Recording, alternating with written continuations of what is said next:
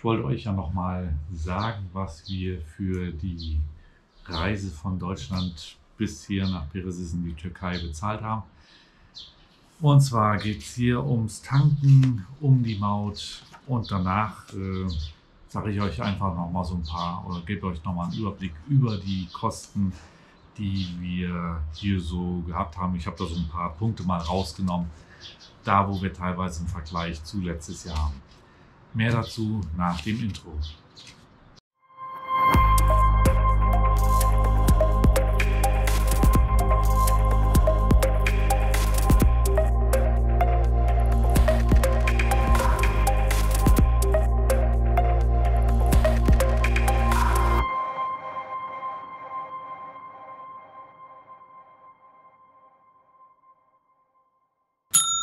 Ja, fangen wir mal mit den Tankkosten an.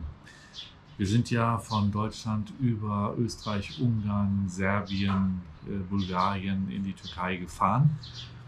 Und da haben wir insgesamt 6 Mal tanken müssen. Zuerst haben wir in Deutschland einmal voll getankt. Das war zu diesem Zeitpunkt noch knapp 96,25 € für etwa 55 Liter. Und dann sind wir weitergefahren Richtung Österreich. Und da es in Österreich ein bisschen teurer sein sollte, haben wir kurz vor der Grenze dann auch nochmal getankt. Da allerdings dann halt nur 44 Liter. Ja, das war halt kurz vor Ende. Dafür haben wir dann nochmal 81,45 € bezahlt. Wir sind dann durch Österreich durchgekommen und haben in Ungarn direkt hinter der Grenze nochmal getankt.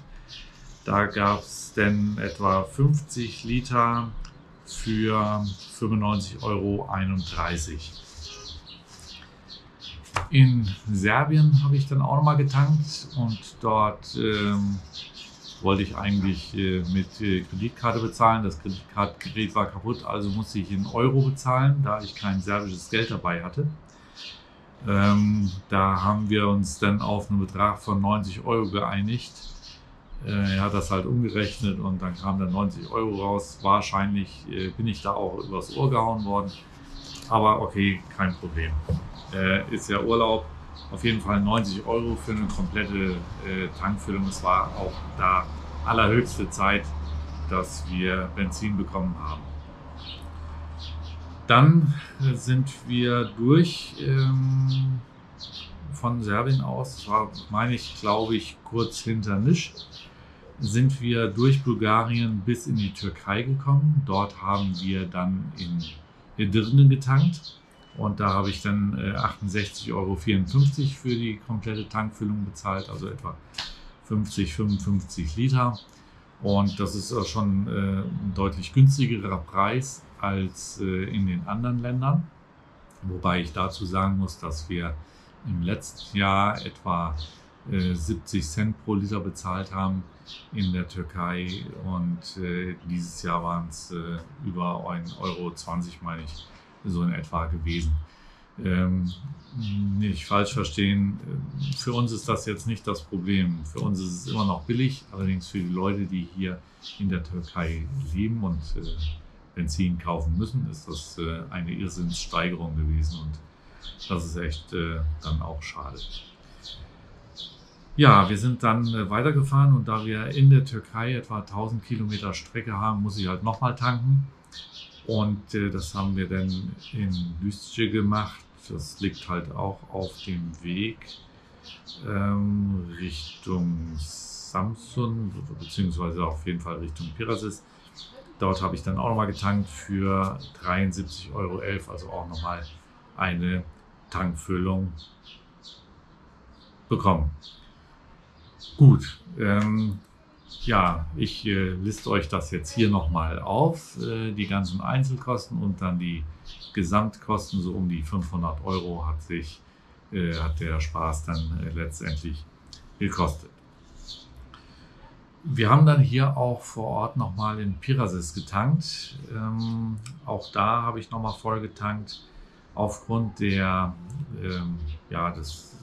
gestiegenen Kurses der türkischen Lira habe ich dann für eine Tankfüllung 55 € etwa bezahlt. Also ihr seht, das ändert sich hier relativ schnell und mittlerweile ist der Preis dann auch hier an den Tankstellen für Einheimische natürlich dann auch noch ein Stückchen gefallen. Ja, also runde 500 € für einen Weg, für eine Tankfüllung. Ja, ist man jetzt mit dem Flugzeug billiger oder ist man es nicht? Gut, wenn wir jetzt den Verschleiß vom Auto einmal wegnehmen und die reinen Tankkosten sehen, werden wir wahrscheinlich am Ende mit um die 1000 € an Benzinkosten kommen. Dazu kommen die Mautkosten jetzt auch nochmal für Hin- und Rückweg dazu. Ich sag mal, pauschal liegen wir dann vielleicht bei 1100, 1150. Wenn wir jetzt Flugtickets gekauft hätten, wären wir natürlich einmal schneller gewesen, hätten aber weniger gesehen. Und die Preise, die wir jetzt hier gesehen haben für die Flugtickets, waren auch schon relativ hoch, da wir in der Ferienzeit in Deutschland fahren und ja, da kommen wir auf den in etwa selben Betrag. Wie gesagt, wir nehmen mal die Abnutzung vom Auto, der Reifen und so weiter, das nehme ich hier einfach auch mal weg. Man ist hier einfach auch flexibler. Wir hätten hier vor Ort natürlich auch ein Auto gebraucht. Das hätte auch wieder was gekostet. Ja, insofern ist das alles vom Preis her okay. Gut, ich gehe mal weiter auf meiner Liste. Kommen wir zu den Mautkosten. Ich habe die Maut für Österreich, Ungarn und Bulgarien online im Vorfeld gekauft. Das habe ich über Kreditkarte gemacht. Das heißt, es wird dann zum entsprechenden Tageskurs abgerechnet. Für Österreich habe ich dann 9,60 € letztendlich bezahlt. Gut, da haben wir halt einen Europreis, der ist dann halt auch klar. 9,60 € für 10-Tage-Ticket, das ist die kleinste Einheit gewesen. Ich hätte auch ein Monatsticket nehmen können, habe ich aber bewusst jetzt auch nicht gemacht. Ich weiß jetzt auch den Preis dafür nicht, aber habe ich bewusst nicht gemacht, weil wir eben immer nicht wissen, schaffen wir es zu dem Zeitpunkt auch genau zurück. Das wäre eventuell knapp geworden, weil wir ja 4 Wochen auch hier sind. Dann habe ich für Ungarn das Ticket gekauft, 9,36 € auch online gekauft. Ich habe das an den öffentlichen oder in den offiziellen Internetportalen gemacht. Es gibt eine ganze Reihe von weiteren Internetportalen, wo man diese Tickets auch kaufen kann. Nur weiß ich da nicht und ich habe den Eindruck gehabt, dass es ein klein bisschen auch teurer war. Aber bei den offiziellen Stellen war das Problem noch ein anderes, nämlich die Seite gab es meistens nur in Ungarisch beziehungsweise dann auch in Bulgarisch. Beides kann ich nicht, musste es mir übersetzen lassen. Da gibt es ja für den Google Chrome Browser im Internet gibt es einen automatischen Übersetzer. Damit ist das alles überhaupt kein Problem, da kommt man da sehr gut mit durch. Gut, also Ungarn 6,36 € habe ich bezahlt. In Serbien ist das eine andere Geschichte, da gibt es Mautstationen, da fährt man ran.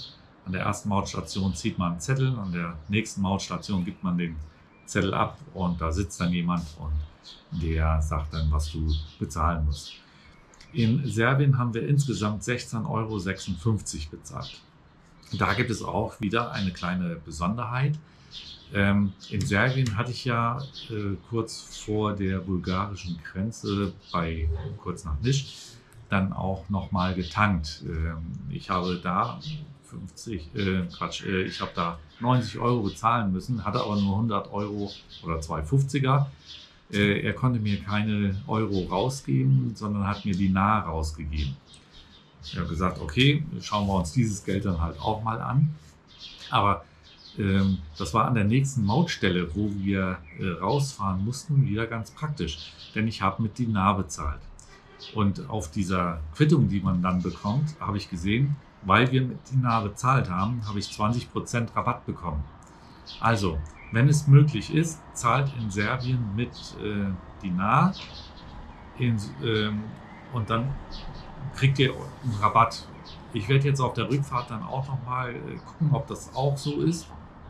Und werde es dann auch nochmal euch sagen, ja, ob man dann auch die Rabatte bekommt oder ob das jetzt Zufall war oder wie auch immer wir das bekommen haben. Gut, in Serbien ging es dann raus. Wir kamen nach Bulgarien, da hatte ich wieder mein online vorher gekauftes Ticket gehabt. 7,67 Euro habe ich da für die Maut bezahlt. Die galt dann auch für ein paar Tage. Ich weiß jetzt auch nicht mehr genau, wie viel das war. Gut, dann ging es in die Türkei. Und in der Türkei gibt es auch ein Mautsystem, gerade was die großen neuen Autobahnen betrifft, brauchst du da Maut. Das ist das sogenannte HGS. Kann man nach der Grenze kaufen bei der Post, sofern die das da haben. Als wir im letzten Jahr hingefahren sind, hatten die das da nicht. Und die haben uns gesagt, fahrt dann einfach durch und ihr könnt das auch 14 Tage später kaufen. Wir sind im letzten Jahr durch die normalen Mautstellen dann auch durchgefahren. Da gibt es keine Schranke, sondern fährt man einfach durch und das Nummernschild wird aufgenommen. Im letzten Jahr war es dann so, als wir aus diesen Mautstrecken rausgefahren sind, hat man uns angehalten. Da hat dann, weil die gesehen haben, wir haben keine Maut bezahlt. Der hat dann auf seinen Computer, den er in der Hand hatte, geguckt, hat gesehen, ausländisches Kennzeichen wurde nicht richtig erkannt. Wir können das jetzt nicht abrechnen, also fahrt mal weiter. Da würde ich mich jetzt nicht unbedingt immer darauf verlassen, dass das so klappt. Wir haben es deswegen danach auch dieses Maut HGS gekauft und sind dann auch in diesem Jahr mit diesem HGS dann eingereist. Damit war das alles überhaupt kein Problem. Man kann online, das ist wie so eine Prepaid-Geschichte, da lädst du was drauf und dann wird das dann immer abgerechnet. Sollte das Konto dann leer sein, ist das auch wieder nicht ganz so schlimm. Man kann dann im Nachhinein das dann auch nochmal bezahlen. Solltet ihr das nicht bezahlen, spätestens bei der nächsten Einreise wieder in die Türkei, gibt es dann wieder ein Problem. Also am besten möglichst für ausreichend Deckung auf diesem Mautkonto sorgen. Ja, die Mautstrecken, wir sind ja um Istanbul herumgefahren. Das ist eine relativ teure Mautstrecke gewesen. Um Istanbul, dritte Brücke, Bosporus rübergefahren bis nach Izmit oder ein Stückchen weiter bis nach Izmit. Da geht diese wundervolle Autobahnstrecke, fast durchgehend vierspurig mit ganz vielen Tunnels, die ebenfalls vierspurig sind, also pro Seite, ne, pro Autobahnseite. Und da kannst du fahren, super und hervorragende Strecke. Insgesamt bezahlt haben wir da nämlich 12,34 Euro ne, für einen Weg jetzt. Und das ist also ja, für die Strecke okay. Und wir haben damit natürlich auch Istanbul umgangen. Und wer einmal in Istanbul mit dem Auto gefahren ist, weiß das zu schätzen, dass man gegebenenfalls schneller außenrum kommt. Gut, ja. 12,34 Euro. Insgesamt waren diese Mautgebühren jetzt etwa 50 Euro. Und das dann pro Weg. Auf Rückweg wird uns das Gleiche dann wahrscheinlich auch nochmal kosten. Wobei wir auf dem Rückweg eine andere Strecke fahren werden. Aber das werdet ihr dann auch in einem Video natürlich sehen. Gegebenenfalls mache ich dann auch nochmal, wenn wir zurück sind, auch nochmal ein kleines Video, wo ich dann eben auch sage, was die Kosten denn für die Rückreise gewesen sind. Gut, soweit dann zur Maut. Jetzt habe ich hier nochmal so eine kleine Aufstellung gemacht über Kosten. Was mir jetzt so ein bisschen aufgefallen ist, die Preise, wie haben sich diese Preise hier entwickelt. Auch hier möchte ich nochmal darauf hinweisen, für uns als Deutsche, die dann Euro-Einkommen haben, ändert sich hier nicht allzu viel.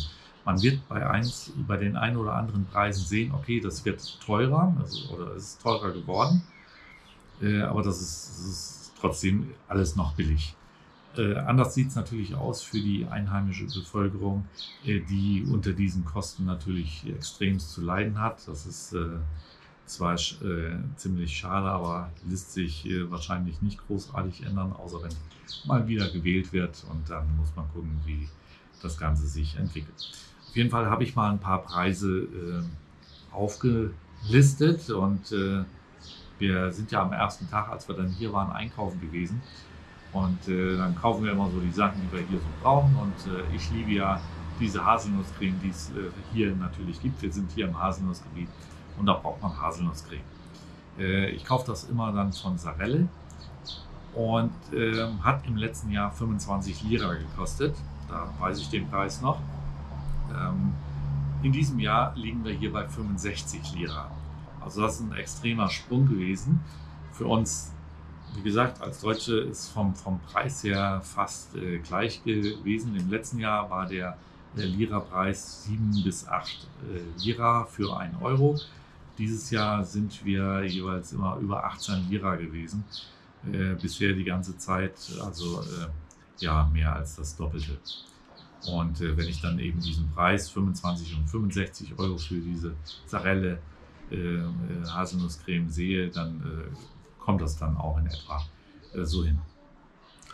Dann haben wir Ekmek gekauft, natürlich dieses Brot, also dieses Standardbrot, das es hier so gibt. Im letzten Jahr haben wir noch 1,75 für ein Brot bezahlt, also nicht 1,75 Euro, sondern 1,75 Lira. Das sind halt ein paar Cent. Soweit ich weiß, ist das auch hier so ein bisschen gesponsert. Dieses Jahr lagen wir jetzt bei 4 Lira, also auch hier mehr als das Doppelte. Tomaten, letztes Jahr das Kilo 8 Lira, dieses Jahr 15 Lira, also auch hier knapp die Verdoppelung. Dann habe ich im letzten Jahr im letzten Jahr habe ich glaube ich auch Jeanspreise gesehen. Ich kaufe hier immer die Jeans ein, weil sie gut sind und auch günstig sind. Habe ich für eine Jeans 299 Lira bezahlt. Dieses Jahr sind es zwischen 400 und 499 Lira, je nach Jeans. Ich habe da auch wieder ein paar eingekauft, die wir bezahlt haben. Also auch hier eine kräftige Steigerung der Kosten. Gut, dann waren wir ja auch mal essen gewesen. Wir haben, und das ist immer so das Problem hier bei uns, wenn wir essen gehen, wir gucken eigentlich gar nicht mehr so nach dem Preis, weil es hier für uns halt einfach billig ist. Wir waren essen bei einem Laden, der neben unserem Standardladen liegt, neu aufgemacht. Ich habe das auch in einem Video schon mal genannt. Und was wir da alles gegessen haben, könnt ihr da auch sehen. Das waren 2 Fleischgerichte. Ich habe, glaube ich, auch eine Suppe vorneweg gehabt. Getränke hatten wir dabei und so weiter. Insgesamt haben wir da 13 Euro für bezahlt. Und ja, das ist also vom Preis her, wie gesagt, für uns absolut wenig. Nicht für eine Person, sondern insgesamt die Rechnung waren 13 Euro. Auch hier wieder für die Einheimischen natürlich etwas mehr. Dann waren wir in Bergdorf gewesen und ich wollte meinen Käse machen. Das heißt, ich brauchte dort Milch und habe dann Milch gekauft, nicht direkt vom Erzeuger, doch der Erzeuger ist die Kuh, aber jemand hat sie gemolken, davon haben wir die Milch gekauft. 10 Liter Milch, 80 Lira, das sind etwa 5 Euro gewesen für 10 Liter Milch, also 50 Cent pro Liter. Guter Preis. Ja, also das ist für uns auch wieder recht günstig. Insgesamt Milchprodukte hier für die einheimische Bevölkerung extrem teuer. Genauso wie Fleisch, aber da komme ich gleich nochmal drauf zurück. So, dann haben wir, weil es uns sehr gut schmeckt, Butter gekauft, direkt auch wieder vom Erzeuger. 1 Kilo Butter sind 150 Lira gewesen. Wahrscheinlich gibt es das bei Migros oder so, bei den Einkaufsmärkten auch billiger. Aber vom Geschmack her ist das eine ganz andere Nummer. So richtige Bergbutter hier zu kaufen. Das haben wir dann auch gekauft. Dann haben wir dort Käse gekauft. Das ist so ein, nennt sich Tulum-Käse, ist in so einer, ja, in so einem Beutel, sag ich mal, wird das gemacht. Das ist so ein etwas festerer Käse, vielleicht mit ähnlich, aber wirklich auch nur ähnlich dem Parmesan, also so ein Hartkäse. Unser Tulum ist ein bisschen weicher jetzt, den wir gekauft haben. Und den isst du so jederzeit zum Frühstück, zum Mittagessen, einfach mal so zwischendurch. Machst dir da so ein Stückchen ab und isst den. Und man kann den auch ganz gut verwenden, wenn ihr was euch Spaghetti habt, zum drüber streuen. Alles super. Schmeckt hervorragend. Sehr kräftiger Käsegeschmack. Also wer das noch nicht probiert hat, sollte das auf jeden Fall mal probieren. Auf jeden Fall dafür haben wir pro Kilo 150 Lira bezahlt. Und wie gesagt, Tulum, das ist so ein Sack. Das gibt es nur im Sack und dementsprechend waren das 2,5 Kilo. Ja, entsprechend 150 Lira mal 2,5 Kilo. Gut, dann auf dem Rückweg aus dem Bergdorf wieder in die Stadt haben wir in Bektasch auch noch mal kurz Halt gemacht, waren mit dem Hund noch mal kurz raus, haben uns dann noch was angeguckt, zu sehen dann auf den Videos, die noch kommen.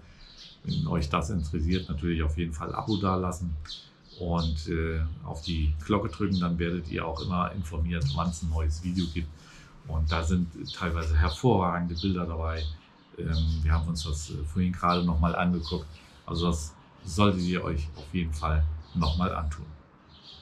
So, und dort in diesem Ort, wo wir dann gewesen sind, haben wir oder habe ich ein Süppchen gegessen, getrunken und Sharifa hat einen Chai getrunken und ja, dafür haben wir 20 Lira bezahlt. Wie gesagt, 18 Lira, 1 Euro, also 1,10 oder so. Absolut günstig und war auch lecker. So, und dann nochmal Fleischpreise. Fleisch ist hier natürlich unheimlich teuer. Die Preise kann man durchaus mit deutschen Preisen vergleichen. Deswegen gibt es hier relativ wenig Leute, die dann auch Fleisch kaufen und es wird sehr selten dann auch gegessen. Wir wollten, als wir in Richtung unser Bergdorf gefahren sind, wollten wir dann auch, wenn wir dort sind, grillen. Also haben wir bei einem Fleischer Grillfleisch oder Steaks besorgt, Lammsteaks, Lammkotelett. Wir haben Köfte besorgt, wir haben Rindersteaks besorgt. Das sind relativ kleine Rindersteaks gewesen, aber 1 Kilo davon. Halbes Kilo Köfte. Wir haben insgesamt 4 Kilo Lammkotelett und Lammsteaks gehabt und dafür 900 Lira bezahlt. Das sind 50 Euro in etwa und das ist natürlich eine ganze Menge Geld. Wir haben da jetzt tagelang davon gehabt und solltet ihr mal in solche Bergdörfer kommen, probiert dort einfach mal Fleisch. Ich habe noch nie besseres Fleisch gesehen. Und wenn ich mal jetzt vergleiche, so ein Fleisch denn in Deutschland zu kaufen, da zahle ich jetzt auch wesentlich mehr natürlich als hier. 50 Euro hört sich jetzt erstmal viel an. Für die Menge an Fleisch, die wir gehabt haben, ist es okay. Nicht vergessen, ne? Für die Leute hier ist das relativ problematisch zu bezahlen. Ne? Das ist also 900 Lira für ein bisschen Fleisch. Ist schon viel. Also insgesamt haben wir so 5,5 Kilo Fleisch gehabt für 900 Lira. Ja, ihr seht also, die Preise hier in der Türkei sind gestiegen. Für die Einheimischen ist es problematisch, für uns als Deutsche, ich sage es nochmal, wir kommen damit eigentlich ganz gut klar. Gut, ich werde die Preise weiterhin im Auge behalten, auch mal in den nächsten Jahren. Wir gucken mal, wie sich das Ganze auch entwickelt. Ich habe jetzt nicht mehr Preise mal gesammelt. Ich werde es dann halt nochmal weitermachen. Wenn wir mal wieder einkaufen sehen, werde ich nochmal ein paar Preise mir angucken. Und dann werde ich das entsprechend auch nochmal hier in ein Video reinpacken. Ja, das soweit die Informationen zu den Reisekosten und zu ein paar aktuellen Kosten hier in der Türkei. Wenn ihr mehr wissen wollt dazu, schreibt es einfach unten in die Kommentare. Ich kann dann auch gerne mal gucken gehen, soweit wir da die Zeit noch haben und die Preise eruieren. Und ja, ansonsten, wie gesagt, wenn ihr euch die Videos noch weiter angucken wollt, denkt dran, Abo dalassen, dann und die Glocke drücken. Und wenn euch dieses Video jetzt gefallen hat mit diesen Informationen, dann könnt ihr uns auch gerne einen Daumen hoch geben. Ansonsten sehen wir uns in den nächsten Tagen wieder mit einem weiteren Video, teilweise dann auch aus den Bergen. Da seid weiterhin gespannt. Bis dahin.